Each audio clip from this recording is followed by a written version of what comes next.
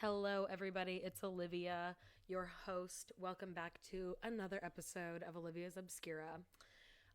This is actually Olivia from the future coming at you because I actually recorded this episode with bestie of the pod, Montana. If you've listened to any other episodes, there is a 100% chance you've heard me mention her because I mention her so much. But I just wanted to pop in here before I get into the video to say that we decided to record together really spur of the moment, and I've never recorded with another person before.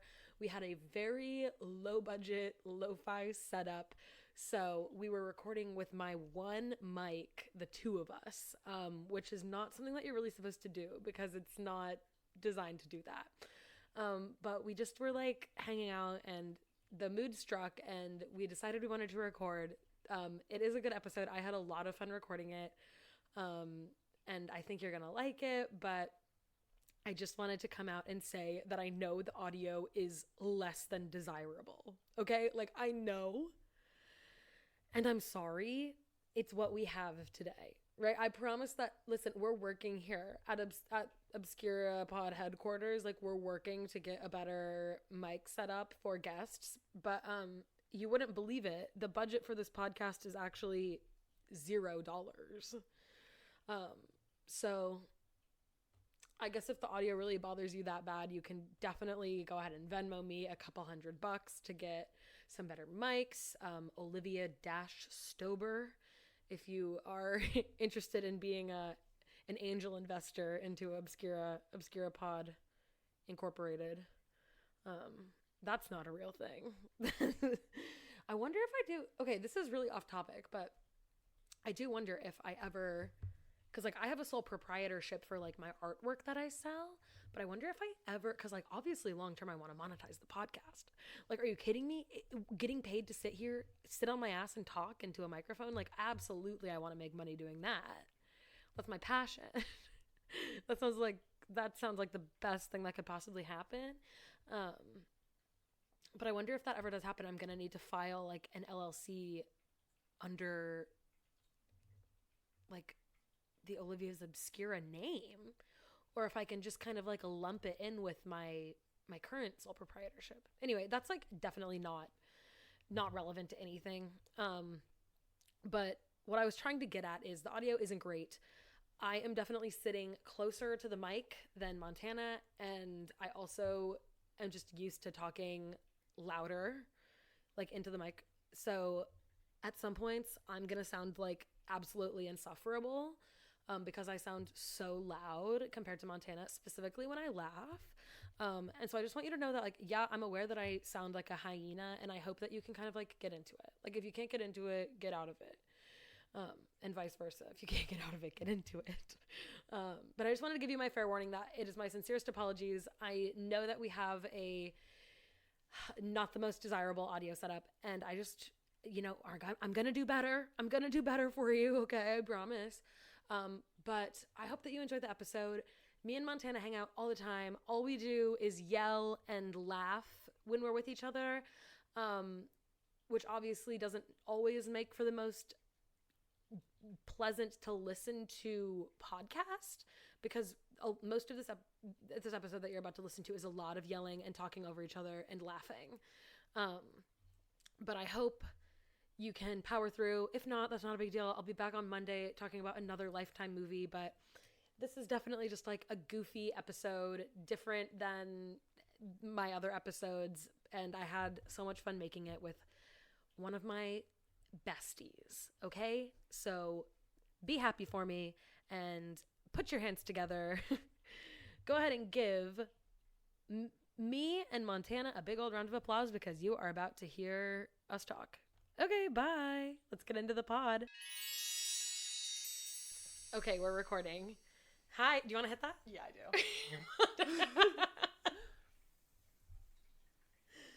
I am here today. Hello, Obscura Nation. It's me. It's Olivia. It's your host.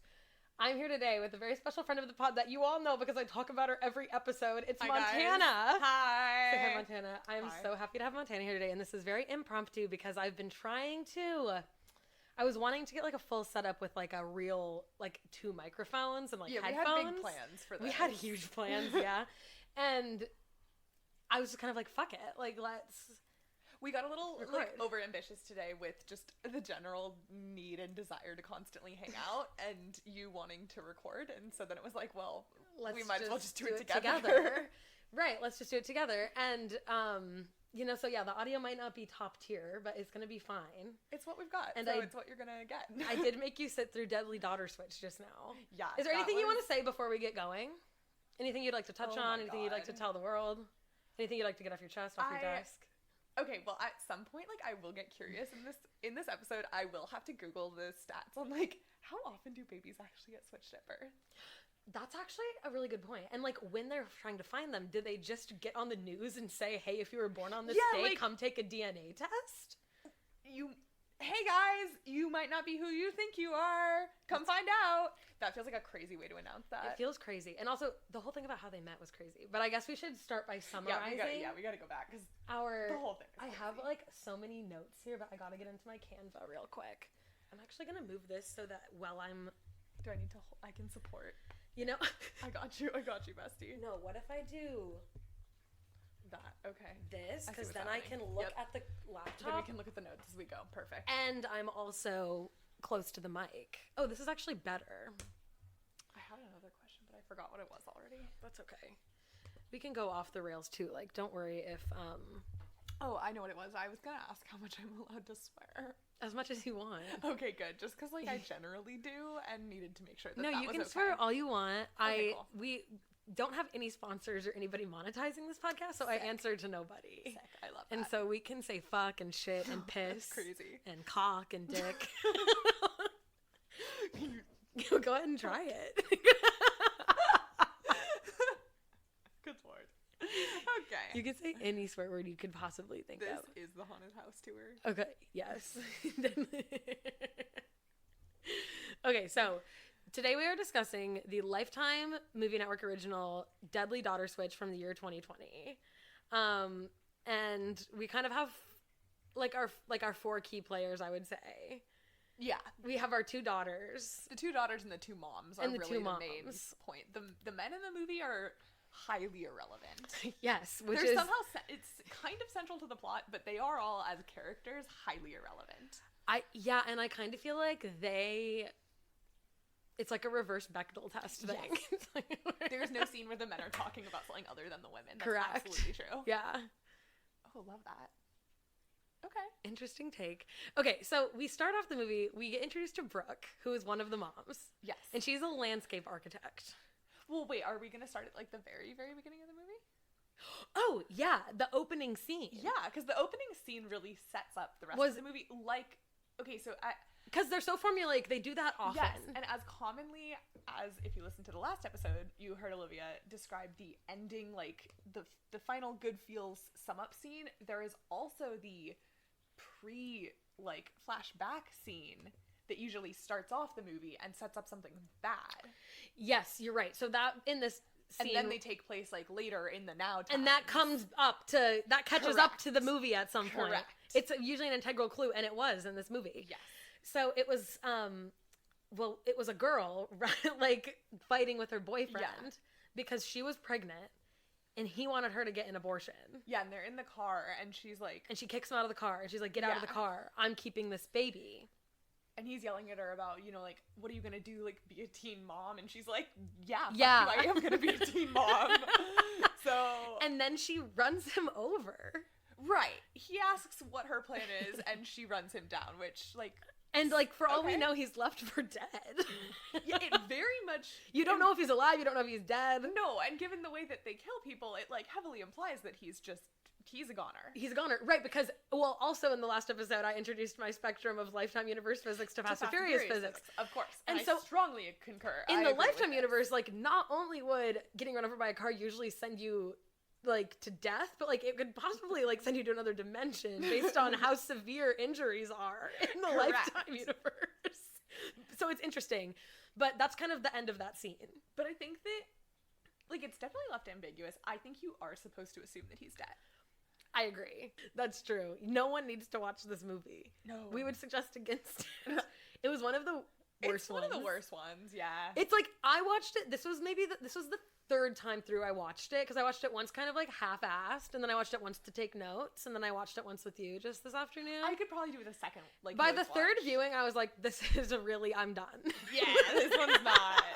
This is not a spectacular one as far as the plot isn't there. It's the little moments of like weird dialogue and like weird like it's. This would be a great one for bingo. It would be an excellent one for bingo, because we have you have all the flashbacks, you have the impossible dialogue, you have the flash forward where everything's okay. You've got it all. You've got it all. So Brooke is at this landscape opening thing for her community center, the Hillside Community Center in LA. Oh yeah, it flashes, wait. It flashes forward after the car scene, flashes forward 16 years. And it opens with... Fuck yes, I keep forgetting where we are. And opens with Brooke, a mother, at this landscaping thing. At this landscaping thing with her, like, business partner / friend who's blonde. There's always a friend who's blonde. Yeah, there's always a... Do we even get a name for her? Viv. Oh, that's right. Viv. Viv, I know, not Vivian. Short. No, because they're besties, so it's just Viv. It's just Viv and their besties. It's just Viv. People and the women in the Lifetime movies also love to mix like work and pleasure. Like they love to work with their best friend or employ their best friend, which does seem... They love to get real messy with it. They love to get real messy. Like the one from yesterday, what was it? The Wrong Daughter? Yeah. It was like this woman worked with her best friend. They were opening a restaurant together. The two husbands were also best friends, and then they both lived on the same property. But like the husband and wife, one of them owned the house, and then the other two rented the apartment behind them. But that's like, which sounds awesome. Fair, that sounds awesome. Yeah, but I'm just saying that like that one woman who was in charge of the housing and the employment of the other friend, like that could get dicey really quick. Okay, that's so true. But are we gonna act like that's not our dream, and also that you don't literally work for Brooke? She's not the owner of the company I work for. She's in middle management. Okay, true. But also, yeah, I guess I would be like way more cautious if me and Brooke were opening a brick and mortar restaurant opening together. A business together, like being on equal footing is very different than being like coworkers or even being managed by someone through a different owner like company, if that makes sense. I don't know if I'm just rambling now. No, there's separation there that makes it easier. Like the fact, I don't know. Okay, that was messy, but they're messy again in this movie too. Brooke and Viv. Anyway, and then Brooke, this is going to take us 5 hours to talk about. Brooke gets a call from her. She was like, oh, she doesn't get a call, but she's like, oh shit, I'm late. I have to go to my daughter's blood drive at the high school. Yes, and she takes off. And Viv is like, bye bestie, have fun. And then Brooke and her husband Carter both show up to the blood drive. And Haley, the upstanding daughter, has organized the blood drive. They make it a huge point to show us how like grade A this daughter is. She's like ASP president, she's doing volunteer work, she's a philanthropist, she's organizing a blood drive. Like she does it all. And the parents are like talk about it. Yeah, yes. Well, because the parents are like that way. They are those. They're like high achieving. Actually, I don't know what the husband does. He's kind of just like her husband, which I do respect. He's irrelevant. He's irrelevant. They don't. She's like a high-powered landscape girl boss who wears magenta twin sets. Yeah. And he kind of like does question mark. He's around. He's there. He's around. He goes to the blood drive. They're donating blood, which at least is more than some people can say. And this blood drive sets up the entire rest of the plot. Yeah, it does. Because the morning after the blood drive, well, then there's this kind of like this scene intermingled where we find this lady who's like working at a local cafe who turns out to be the other mother involved in the birth switch situation. Yeah. And she's stealing money from the tip envelopes. Yeah, it cuts to like this other woman doing a closing shift and at a coffee shop. Taking money. At Steampunk Cafe. Steampunk Cafe. Is what it was called. And like taking money out of one of the envelopes and then locking up for the night. And locking up, and we get the sense that like someone was watching. Yeah, they're like her boss like kind of comes out of the background and like doesn't say anything, but like you kind of know that he knows what's up. Right. Yeah. And so, well, there's so many cuts at the beginning of this movie because then we cut back to Brooke and Carter and Haley, and Carter leaves, Haley leaves, and Brooke is sitting there and she picks up the blood donor information card. Which, like, is this... Okay, so I've never done a blood drive, but, like, is that a thing? So when Do they then give you a little card, like, with your information I didn't get a physical card. I used to do it in high school because I got to miss class. I always wanted to, and I was underweight. I'm anemic now, so I can't do it. Yeah, but in high school, I was, like, in my prime, so I could donate blood. And it was through the American Red Cross, and so I just had an app that I logged into, but it did have my, like, how many liters I had donated, how, like, what my blood type was. Like, I'm O positive, for example. I probably should know that about myself and simply don't. So I think there's, like, no... My mom said... Because I didn't know my blood type until I started donating blood when I was, like, 16 or 17. Yeah. And my mom said that when she was in high school, they did it as, like, a part of their science lab, that they tested their blood type. Oh, yeah, that's really common. My cousin Kate had to do that, and she passed out during the lab. I was gonna say, that seems like it would be, like... It's, like, it's famous family lore. That's so funny. Yeah. And that's kind of what I was thinking, like, I feel like it would be, like, trepidatious to do that in, like, a public school. Like, we weren't allowed to do anything at school. Like, we weren't allowed to chew gum. You're telling us that we're allowed to prick our finger? That's a really good point. That does like, feel what like if people did, like, the Blood Brothers thing and, like, got, like... You know some fuckers did. You know that some people put their fingers together and did that. Yeah, but also they're 15-year-olds. Like... Well, what were you doing when you were 15? We don't have to talk about that on air. We don't have to talk about that on air. I can cut that out. But Haley's blood type on the blood donor card is Rh positive, and Brooke is like, that's weird. Like, I swear we tested her blood when she was born, and it was, what was it? AB negative, like her dad. Well, and I guess there was something about she couldn't have the blood type because of the parents. I think that's what... I think that's what there's some sort of recessive gene factor happening. Yeah. I think what Brooke saw on the card is not a possible blood type given those two others parents. As the parents. Right. And so I think she was then like, wait, that can't be what she was as a baby. What she was befuddled. Right. And so she does go into the safe and get the medical records, and the ones on the medical records are AB negative. So it doesn't match the donor card. So she's freaking out. She calls a family meeting at the restaurant. Love that. Yeah, she actually says in this movie, like, I'm calling a family meeting at the restaurant. And it's in LA, and, like, famously LA only has one restaurant that you could possibly be going to. Of course. And, well, and the best part is, lo and behold, what's the restaurant? The Beverly Hills Hotel! Of course! Well, they show the sign implying, like, the stock footage of the Beverly Hills Hotel. I don't know if that was actually the inside of the Beverly Hills Hotel. No, because we've never been there, but, like, we've never been there. We'll never go there. We can hope. We can dream. We could do that as a little girls' trip one day. Just for the day? Or even, like, one night. And just, like, have a drink at the pool? We could literally stay there for, like, one night if we wanted to. For fun sometime. We could. That would be, like, a splash out. That would be fun, though. Yeah. Maybe we'd see someone famous. There's no way that, like, it's... I don't know. I bet it's doable at some point in our lives. Yeah, and a day trip would be really doable, too. I'm not saying, like, next week, but, like, at some point in our lives. Sometime. I think we could do it maybe in, like, 2 years. Yeah, it's not high on my list. Anyway. It's there. Anyway, they go to the one and only, the literal only restaurant in LA, the Beverly Hills Hotel. And Brooke spills the news that, like, hey, you might not be my daughter. I can't decide if she, like, drops that news way too early for it to be appropriate, or if it's good that she, like, lets the daughter in on it from the beginning. But she is, like, very much like, we don't know what's going on yet, and just freaks the fuck out of the kid. Yeah, and I kind of respect it almost, instead of, like, freaking out silently and, like, keeping the kid in the dark. That's okay. Yeah, I wasn't sure how I felt, but I do feel like most people would be like, go to their husband first and be like, hey, here's what's happening, like, what should we do? Yeah, like, maybe, like, there are but layers he's so irrelevant that she yeah. doesn't even consider him to be a factor. There's no conversation before the family meeting. She just discovers this and then is like, family meeting. Everything. Oh, by the way, your blood donor type doesn't match what you were as a baby. Like, crazy. So they go to... Well, no, then we switch back to Alexis, who was the one working at Steampunk Cafe. Mm-hmm. And we get a scene where she's sitting in the living room with her daughter, Brienne. Yes, sorry, I'm reading the notes because I'm trying to figure out what's You're good, because you were also shopping for dresses during the time. No, not yet. Oh, okay. I was still paying attention to the movie yet. I hadn't started shopping yet. You're going to be so surprised at the ending when we talk about it. Okay, so they have an appointment with their doctor. Oh, right, yeah. So, and the doctor is like, yeah, unequivocally, we can guarantee that this is not your biological daughter. Right. Which seems like an insane way to say that. It is really interesting. It's the level of, like, definity with which she's just like, not your kid and we don't know why or what's going on. It's kind of nuts. It's crazy. She's like, we don't know what happened. And also, like, the hospital does take full responsibility, which, yeah, I would hope so. But okay. And the medical center is, like, launching an investigation to figure out how it happened. Right. And so we're figuring out how that happened, considering it's just public broadcast television, because we then flash to Alexis and her daughter, Brienne, watching TV in their house.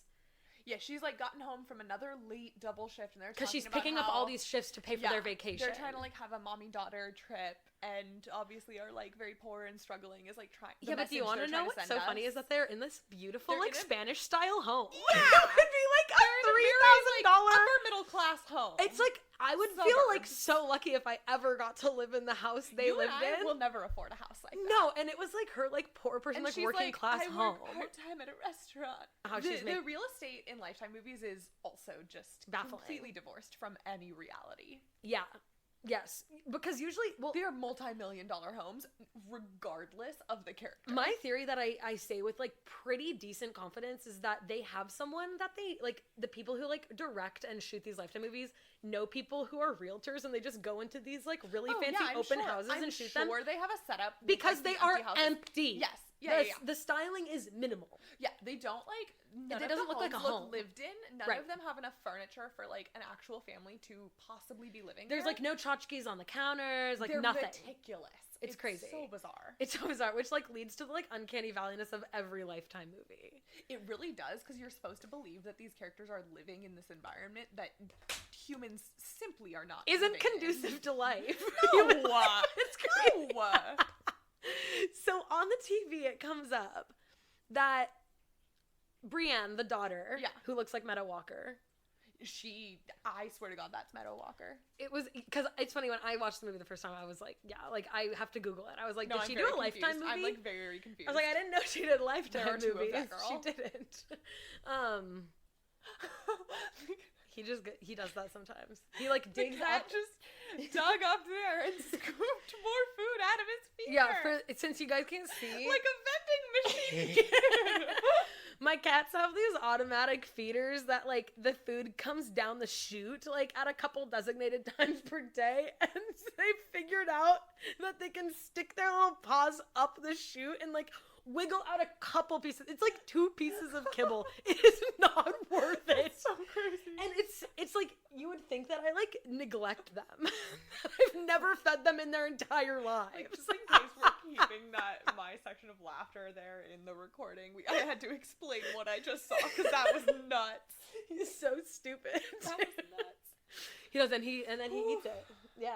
Wow. It's not like he just got dinner 12 minutes ago. His dinner went off at 6 p.m. and it's 6:12. And he's already like, I am so hungry, I need to dig up into the feeder. He's never been fed. Hashtag never been fed. Yeah. Okay, back to the LMN universe. Yeah, so like on the TV it comes up that they're like, attention, hillside residents, like, is that like even a real neighborhood in LA? I don't know.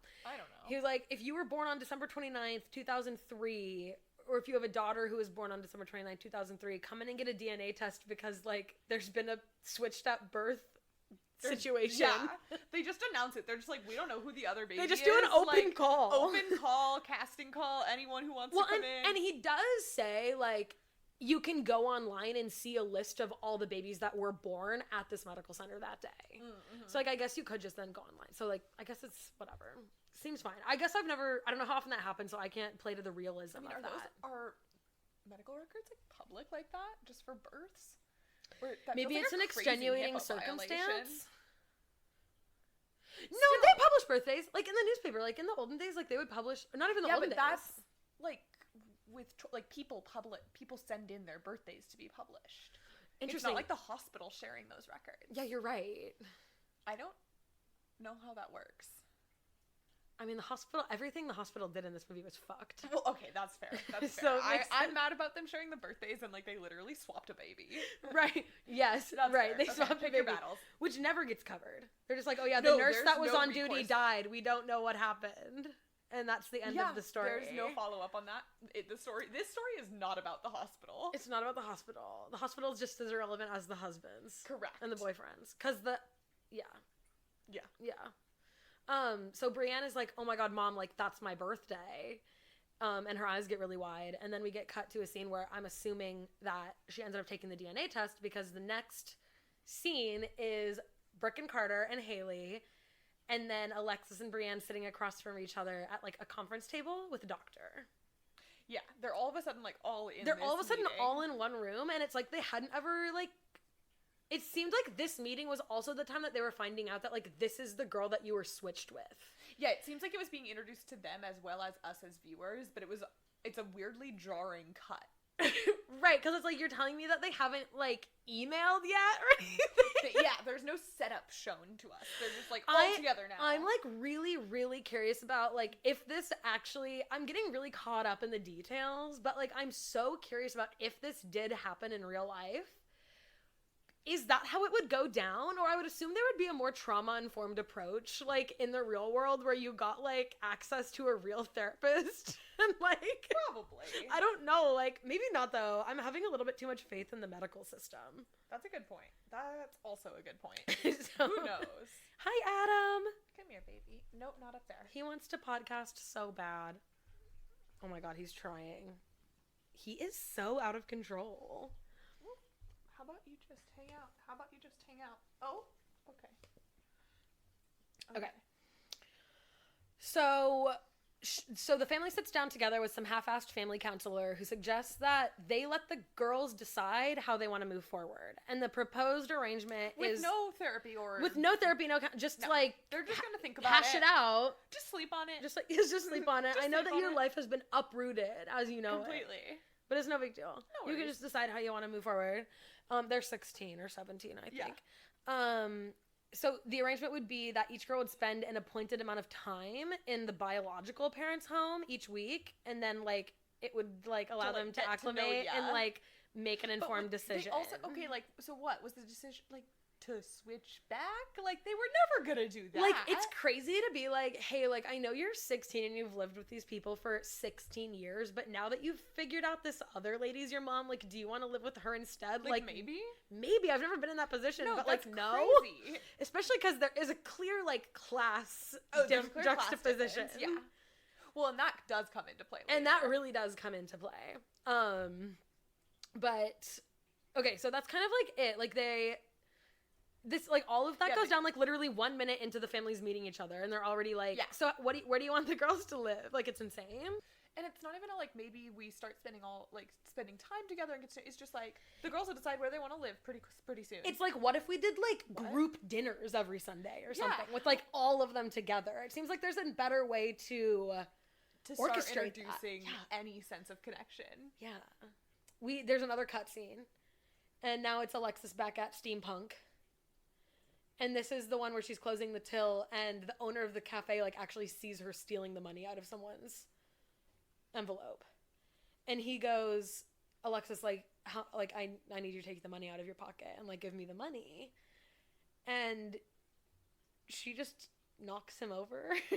Well, she like denies knowing anything. She's like, I don't know what you're talking about. Oh, and then she like she plays it crazy. She's like, oh my god, like, I'm losing my daughter. Like, it's the only thing I have. She starts to, like, melt down about, like, losing her daughter because the other family is so much wealthier that she's, like, convinced that the daughter's gonna want to live with them instead now, even though that's absolutely bonkers. It's absolutely bonkers. It's absolutely bonkers. But and then they, like, tussle because he goes to grab the envelopes. He goes to take it out of her hand. Yeah. And she shoves him into the corner. Well, she pushes him, and he, like, loses his footing and hits the table on his way down. And he is bleeding out on the floor. Correct. and she stages it to look like he slipped. Yeah, she, like, and just runs out the door over and, like, pours water everywhere and just leaves. And just takes all the money and leaves. Which is... The other thing that's crazy is that this is, like, happening right in front of the till, where there would 100% be a camera in any reasonable scenario. Wow. This is when we get to the scene that Brienne is going to visit Brooke and Carter. Moneybags, Brooke and Carter. She goes over to their house, and she's like, this house is so nice. Yeah. It's like a magazine. I mean, their house is crazy nice. It's, like, so nice. That's a $3 million in home. LA. Probably. Oh, you're right. That's probably $5 million. Yeah, you're right. It's so nice. That's true. It's one of those houses where, like, the railing to go up to the staircase is just a sheet of glass. Yes, which is so wealthy. That kind of house. It's so expensive. It's so expensive looking. And Brienne, like, she's like, oh, is that like a ficus da-da-da? Like, she, like, spouts off the Latin name of some plant. And the mom's like, yeah, it is. And then Brienne serves us the best line in the whole movie, which is, Yeah, botany is kind of my passion. You like plants? Yeah, botany is kind of my passion. Which is because the mom was like, how do you know that? Like, why do you know that? Yeah. And she's like, oh, botany is my passion, which like said no 16-year-old girl literally ever. Botany? It's so giving. Graphic design is my passion. It's Like, and she delivers it with no emphasis, no emphasis, and it's so we weird. never have any indication that she's into botany.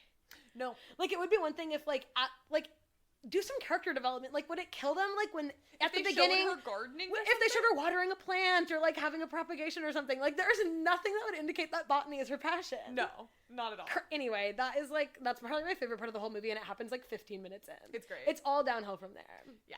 Alexis and Haley, so the rich daughter goes to meet her the poor mom. Biological mom, and they meet up at like a diner to get to know each other, and they find out they're both allergic to tomatoes. And the waitress is like, oh my god, so that was like the daughter. thing about the botany, is that Brienne says that botany's her passion, and the mom says something about like, oh, like gardening is like, gardening is my thing too. Yeah, because she's a landscape architect. Yeah, and she's a landscape architect, so they're hitting it off, and at the same time, then it cuts to Haley and Alexis, like both being bonding over being tomatoes. allergic to tomatoes. Yeah. So it's like this like side-by-side comparison scene with the two families like starting to kind of like connect. Right. And Brooke and Carter connected with Brienne really well. Right. But it's a bit stilted when Alexis and Haley get together, because she's kind of withholding about information about her father. Yeah, Haley really wants to know about the dad, and Alexis is just like, he's dead. He died before you were a baby, car accident. Like, that's right. all you know. Well, she even said, because at one point she mentioned, she like looks at Haley and she's like, oh, you look so much like John. Oh, yeah, So she even brings it up. And then the daughter's like, oh, who's John? Is that my dad? And she's like, yeah, but I don't want to talk about it. And it's like, then girl, why did you say anything? Yeah, she like dangles it. It's so weird. It's like when people post on their Instagram stories that they're like, I'm going through a really hard time right now. Like, don't ask me pray about for it. me. And then they're like, please, I don't want to talk about it at this time. And it's like, well why you are you going to post it? You brought it up. I didn't ask. And now I'm so curious. Yeah. I need to know what's I didn't even happening. Before. Now I want to know. When I was in high school, actually, and I'm not going to say your name because I'm scared. Yeah. Like, I'm so deeply scared of anyone from high school, like, finding out anything about this. I'm deeply scared of anyone from high school. Just full stop on that sentence. Period. And I live with someone I went to high school with. That's true. That's true. But I went to school with this girl who was like, she was like really like weirdly much older than everyone in the class. Like in our senior year, like she was turning like 20. So like she had... That's weird. Right. And there was just like I feel like she should have been at a continuation school and not just like at a public school with literal children. Right, like I don't know what was going on there. That's weird. Or like maybe she was turning 19, which is like less, I don't know what it was. That's weird. She's like, but she was like, either way. I don't know what it was. That's just like also a completely irrelevant detail. but she one time posted on her Instagram story, like right when no, this was before Instagram stories came out.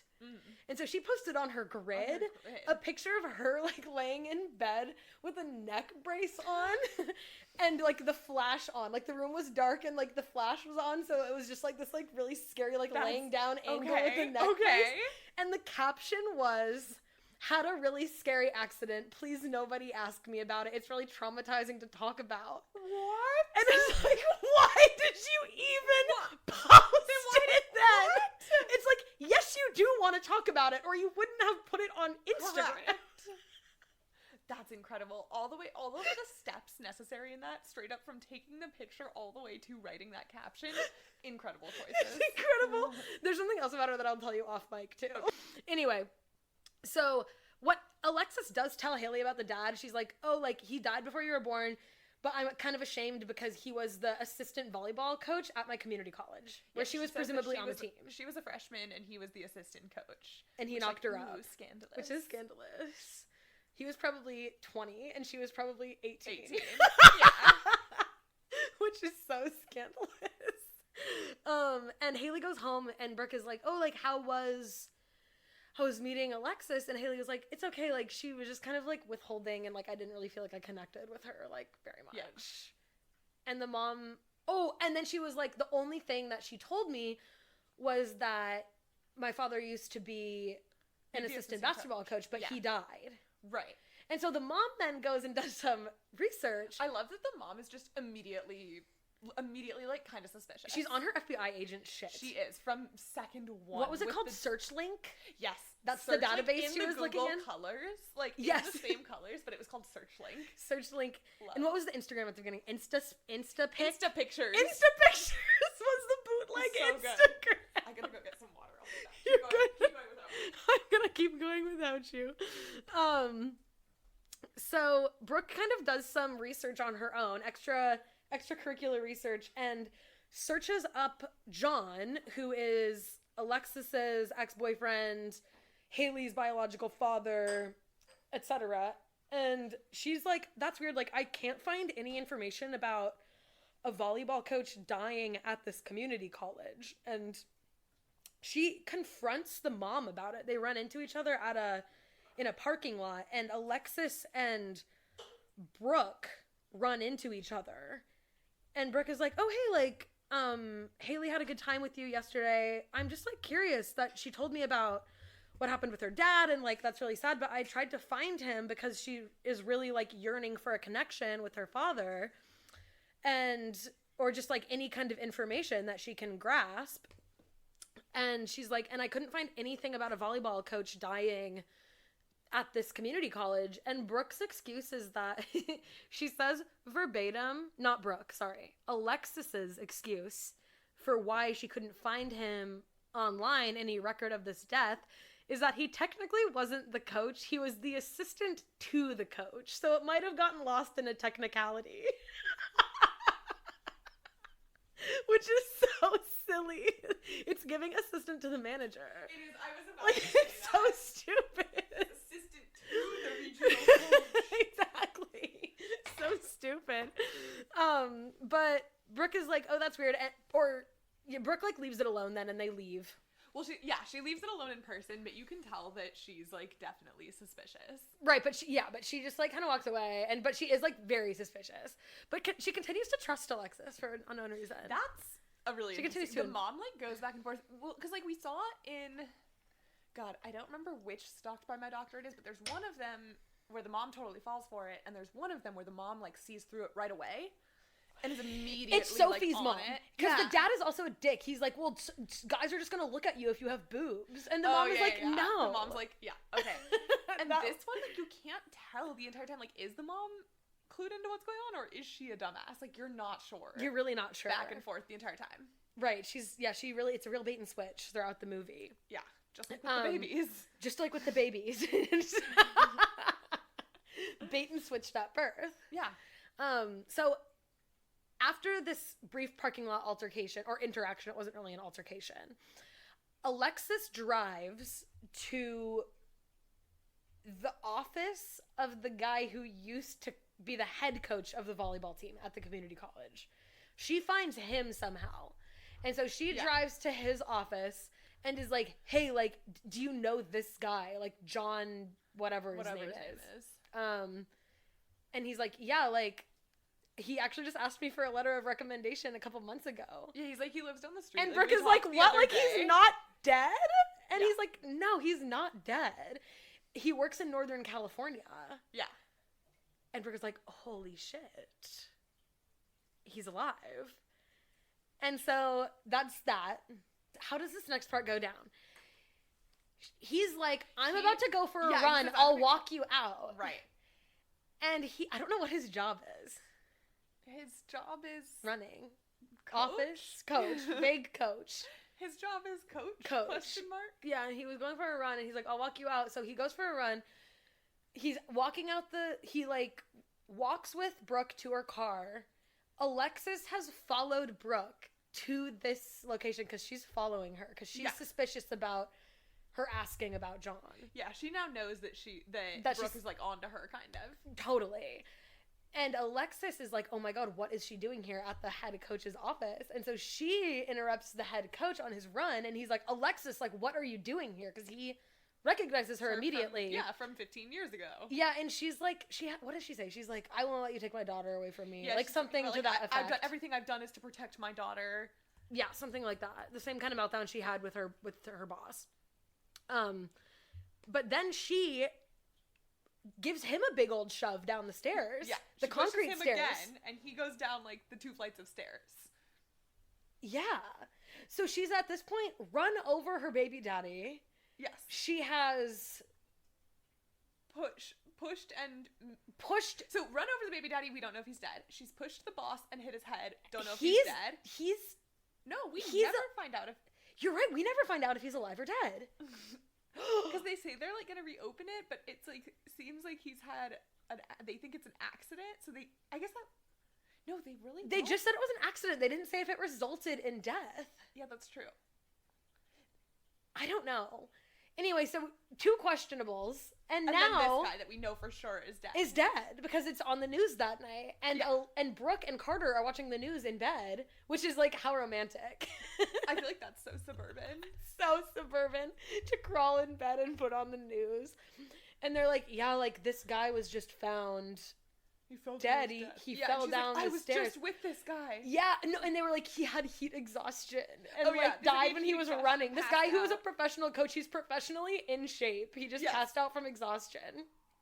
And Alexa's like, oh my god, that is so weird. Like, I was just with him today. And Carter's kind of like, oh, like, that's weird. Like, let's leave it alone. But Brooke does go home and tell Haley.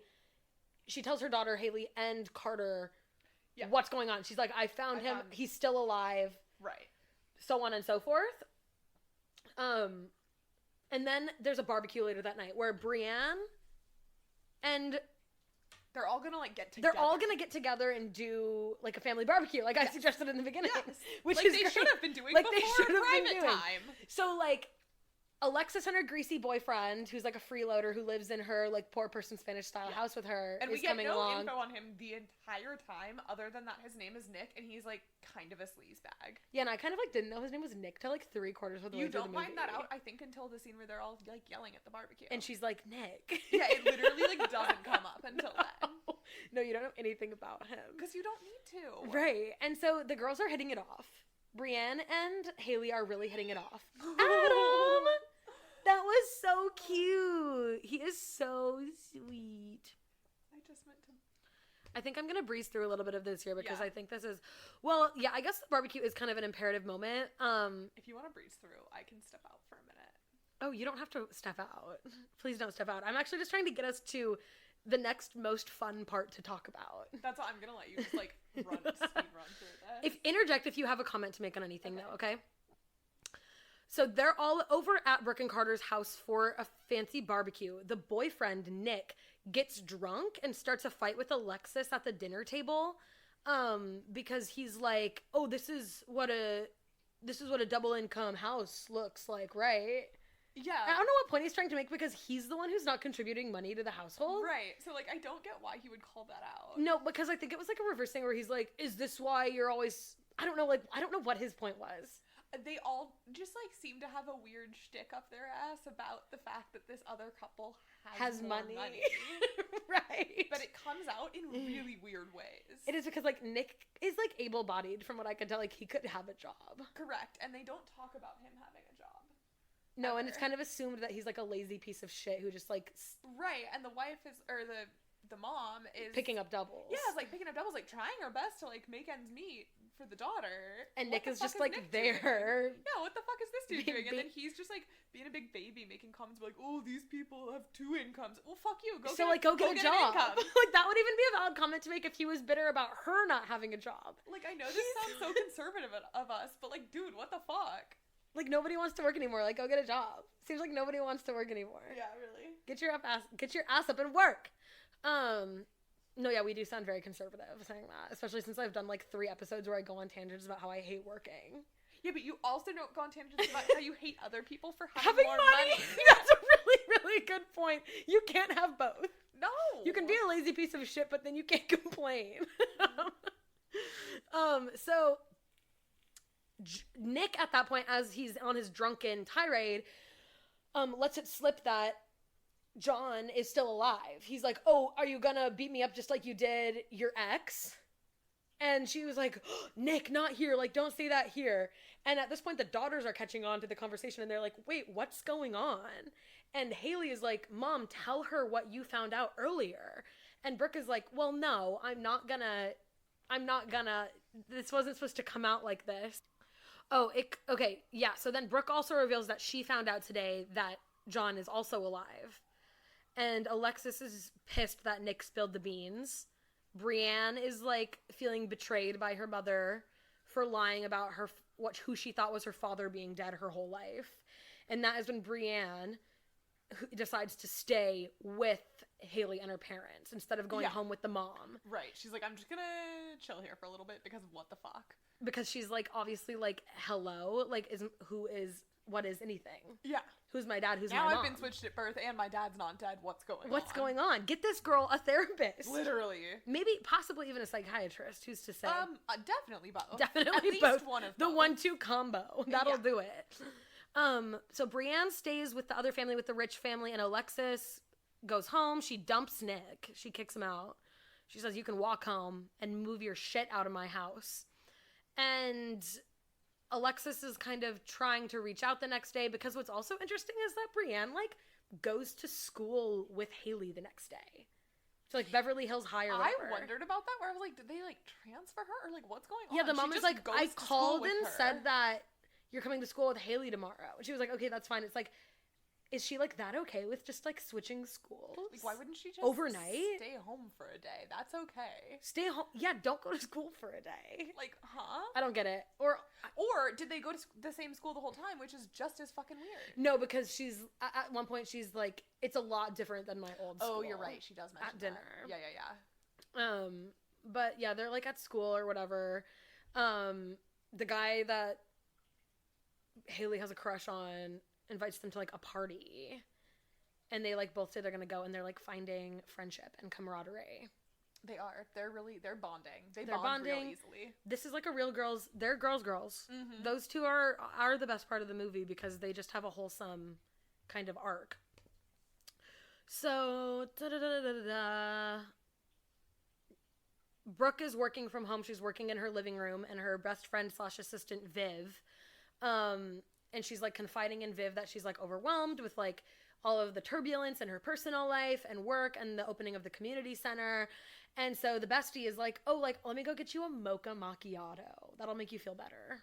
Which, like, it does always make me feel better when my bestie brings me a little chocolate treat drink. Like, she's right about that. Like, she is right about and that. And a mocha macchiato, fake it maybe, but it sounds delicious. But it would fix my problems. Like, yeah. So she goes to get a mocha macchiato for her bestie boss, Brooke.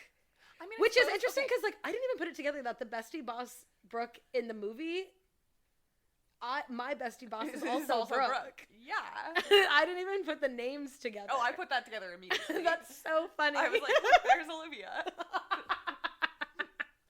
What if I was Brooke's personal assistant? I think that would be a huge slay. Yeah, it would. I also think that we would not be friends. Not or we'd be better friends.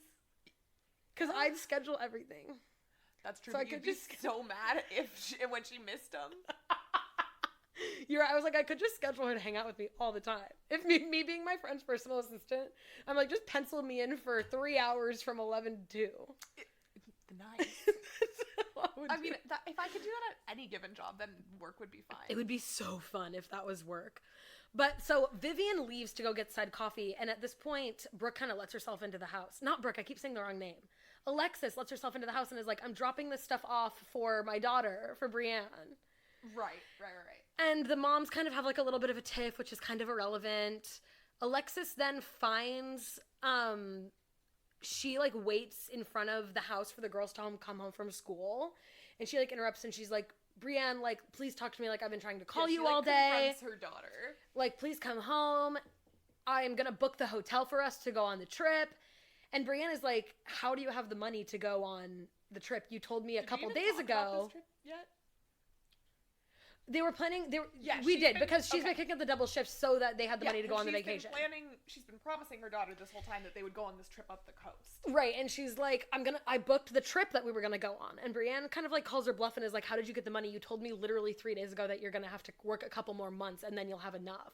So she's kind of onto the fact that her mom is stealing. Or doing something. Doing something suspicious. She's something about, like, Mom, what are you doing? Yeah, she is. She's like concerned. Yeah. And, like, weirded out. And she goes into their house and she's like, yeah, I'm just, like, confused about, like, my mom, like, she isn't who I thought she was. Yeah. Like, I don't know.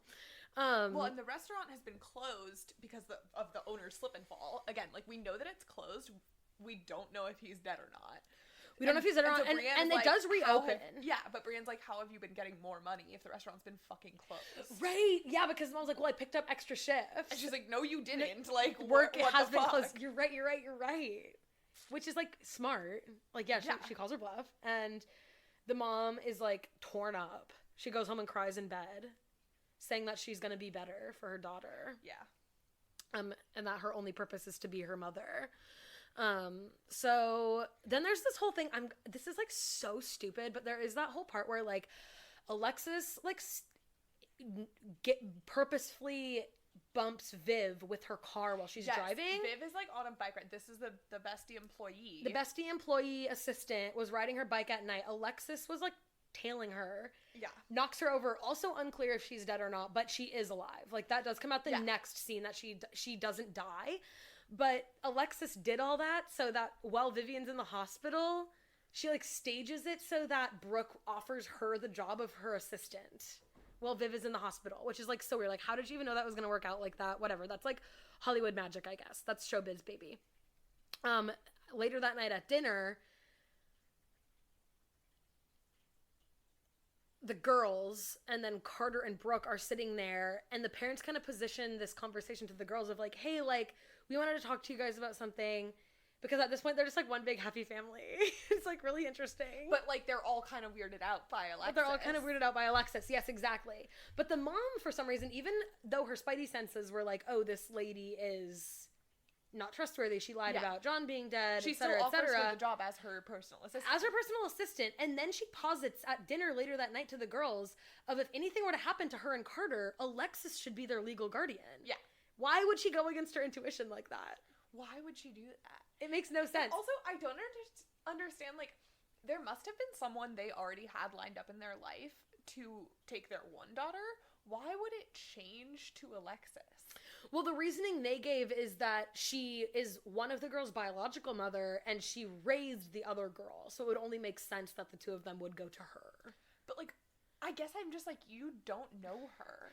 Right, and also these girls are, like, 17, so, like, this accident, hypothetical thing would have to happen within the next year, because once those girls are 18, they don't need legal guardianship anyway. Yeah.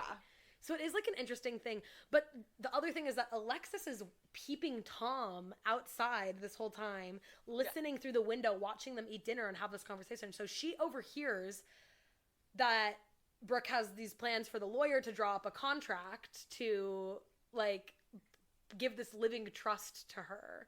Where, like, if anything were to happen to Brooke and Carter, Alexis would be able to move into the fancy-ass house. Yeah. And she would be, like, given a stipend from their savings, like alimony. Right. Like, to support her job and support the kids. So now Alexis knows that all of this money is on the line. But when she kind of sits down, Brooke and her sit down, and, like, Brooke and Alexis sit down, and Brooke is like, hey, like, would you be open to this? And Alexis is like, oh my god, yes, like, what an honor. I'd love to, like, thank you. And my notes are getting off. The notes are kind of, like, I'm kind of skipping ahead. So if you're reading the notes, I might be missing stuff. I don't even know what's going on anymore. You're just kind of, like, here. I'm just here for the vibes. Kind of not even in spirit, just in body. Correct. Like, correct. We're almost to the end. We're at the end here. Alexis never signs the paper that would have entrusted Brooke and Carter's whole thing to her. So she has plausible deniability for when she tries to kill them later. Correct. That she didn't know about the living trust. And Brooke never bothers to check if she signed. She just assumes that she signed it. And when she gave the envelope back. Whatever. Irrelevant. Alexis finds her crusty, scuzzy boyfriend's gun as he's moving out, and she takes it with her. Oh, yeah, that's right. Because she also makes up that whole lie about how... Which lie? Because remember, she also beats up Nick. I think you were tuned out for this part. Yeah, I did. She beats Nick up with the gun. She takes the gun and doesn't shoot him, but, like, hits it. She, like, knocks his chin. What is that called? I don't know. I'm not around guns enough. There's a name for it. She, like, makes it, and she drags his body outside and makes it look like he broke his neck. Oh. And so then and it's like an accident, and she calls the police, and she's like, my boyfriend just slipped, and then she runs away. Oh my god. Why are they always slipping and falling? They're always slipping and falling. Everyone the in death this toll movie and needs a life alert. the slip and fall death toll OSHA would be appalled at what's going on in the Lifetime movie universe. So many people are slipping and falling. But she then runs over to Brooke and Carter's house, and she's crying, and she's like, oh my god, like, I'm so sad, like, my Nick just slipped and fell and his neck is broken, and so I can't go back to that house. I'm too traumatized. And so they offer her to stay with them. Of course. As now anyone they're would. all living together. The two moms, Carter, the two girls are all living in the same house, and Alexis is working for Brooke. Yes. This is pure mess. Yes. This is nothing but mess. And, like, obviously there's going to be an issue, because the other thing that I don't think you missed is that Brooke, Alexis, who killed Nick, Yes. brought his gun. Yeah, no, I caught that. To the house. Yep. And so later, like, the girls are going to go see a movie. Yes, I caught this part. Oh, well, also, backtrack slightly. Alexis convinces Brooke and Carter to go out of town for, like, a romantic getaway for, like, overnight. Yeah. For, like, the weekend. Kicks them out, so she is And alone she's with like, the girls. I found this Airbnb. I booked it for you. It's like, what? Yeah. And they're like, okay, awesome. They're not like, weird that this lady who's had like several deaths connected to her in the past week just booked us an Airbnb. That's not normal. suspicious at all. So they're out of town. Alexis is holding down the fort at home at the fancy house. And the girls are going to go see a movie. And the girls leave to go drive to the movie theater, but Brienne runs back in and she's like, Mom, I forgot to ask for money. I need to borrow some money for the movie. And she sees Alexis. The names are they're spinning in my head. Getting the gun out from underneath the mattress. And Brianna's like, Mom, like, what is that doing here? You're gonna get us kicked out of this house. Like, you have to get rid of the gun. And then she just kind of like, in true teenage daughter fashion, just kind of like rolls her eyes and walks out the door. And they go to the movie. No worries about that. No, all good. Alexis then is driving up to the cabin where Carter and Brooke are staying. Yes. With the gun. And the girls figure this out when they get home from the movie, and Alexis isn't there. And Brienne is like, she knows that the gun was there earlier, so she goes and looks under the mattress. She sees the gun is gone, and she's like, my mom is up to something. Yeah. I know where she's going. She's going to the cabin. Also mixed up in this that you also, I think, had tuned out for is that John has been trying to reach them. Guy that shows up. Yeah, and he's been like trying to reach Brooke and Haley to warn them that, like, hey, don't let this lady into your life, like, she's dangerous and she tried to kill me. And so he kind of teams up with the daughters. It's like all very serendipitous timing. Yeah, he like shows up at the house. He shows up at the house. Like, we gotta find a way to get to the cabin. The daughters are scared at first. They're like, get away from us. Like, what are you doing? And he's like, no, like, you don't get it. Like, I'm your father. Like, I'm Alexis's ex-boyfriend. Like, she's really dangerous. I'm trying to help you. They do like trust him implicitly, which is interesting. I wouldn't know if I would trust a guy who claimed to be my father following me home from the movies. Okay, that's a good point. But I'm glad it worked out. But if he did have pure intention, so it is. He did, and if I were in the specific situation where like, if he could answer certain questions, it would be provable. You know what I mean? Yeah, right. So yeah, that's fine. I guess that's fine. Like a rando. Moving on. He's not a rando. I'm sure he could prove his identity very easily. Yeah. The three of them, John and the two girls, are like, we gotta go. Like, John, drive us to the cabin. And so Brienne is kind of like directing them to this cabin because she knows where it is. And interesting because in The Wrong Daughter, there was also a cabin. There's always a cabin. It's so suspicious. They get to the cabin. They see that Alexis is there. She is holding Brooke and Carter at gunpoint. And she like explains that her masterminding of like not signing the trust so that when they say, because Brooke's whole thing is like, you can't kill us. They'll know that you killed us for the money. Right. Alexis is then like, no, they won't. I never signed the paper. So when they say that you've entrusted all of this to me, I can play it off like I had no idea. Yeah. Because she never signed the paper. So Haley and Brienne and John storm in at just the right time. They get Alexis to drop the gun. The police run in. They arrest Alexis. And everyone lives happily ever after. And then I could have sworn there was more. And then it flashes forward, and then the two girls are walking out together to go to prom. I thought there was more of the, like, fight scene climax. They really dragged that shit out. Wow. I think, like, I don't think there was that much to the fight scene climax. I was just deep in my online dress shopping at that You were, point. and guess what? You didn't even find a dress. We're not going to talk. I can't talk about the dress yet. So that's Deadly Daughter. Oof. The deadliest. What is it called? Well, it's Deadly called Deadly Daughter Switch, but which it was is a crazy name. crazy name. It was released under an alternate title, like they often do, as Deadliest Switch.